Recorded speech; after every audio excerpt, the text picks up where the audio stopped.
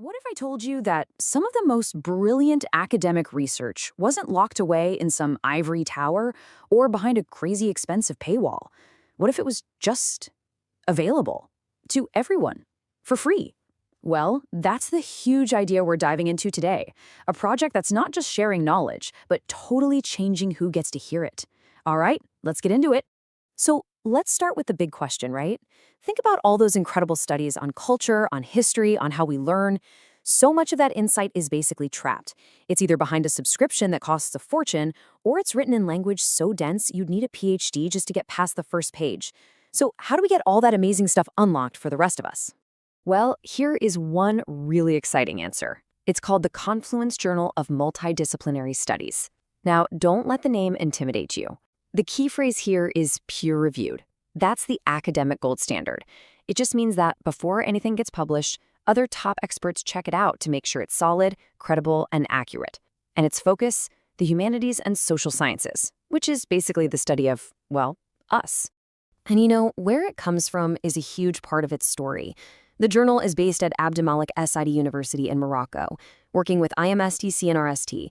This is so important because it's deliberately bringing voices from North Africa and the surrounding region into the global academic conversation.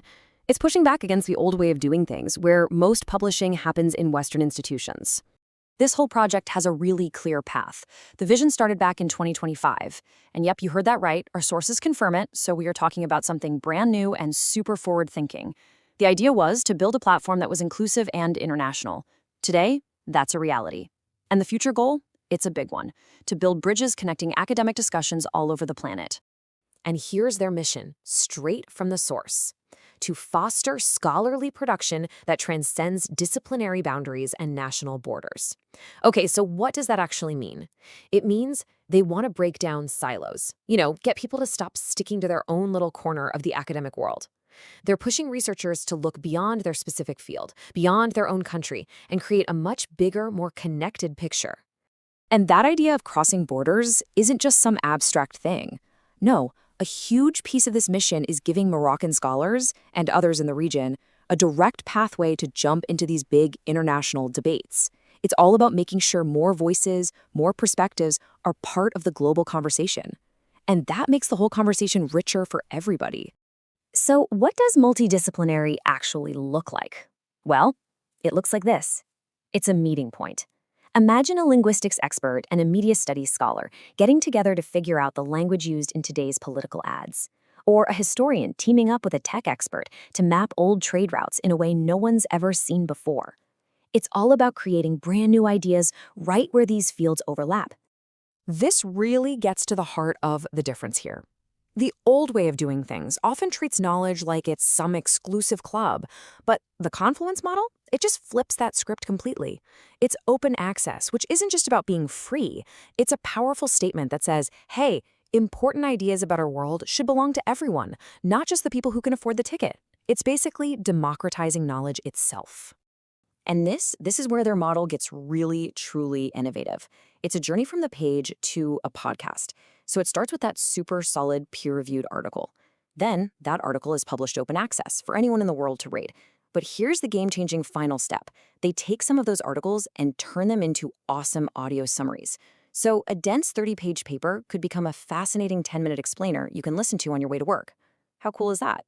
So what's the bottom line for you? It means you don't need a university ID card or hours of free time to engage with these big ideas anymore. This model meets you right where you are. It takes these powerful, complex concepts and puts them into a format that actually fits into a busy life. It literally puts the latest academic thinking directly into your ears. And the scope here is just huge. We're talking about a meeting point for more than 8 distinct fields of study.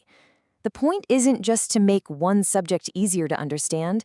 It's about weaving together insights from all over the place to give us a richer, fuller picture of the world we live in. So at the end of the day, Confluence Journal is way more than just another publication. It's a bridge. It's a bridge between different fields of study, a bridge between scholars from different countries, and, maybe most importantly, it's a bridge designed to finally connect the world of academic research directly to you, the public. This whole project is a powerful blueprint for how we could share knowledge in the future. It proves that really complex ideas don't have to be intimidating or out of reach. And that leaves us with a pretty cool question to think about.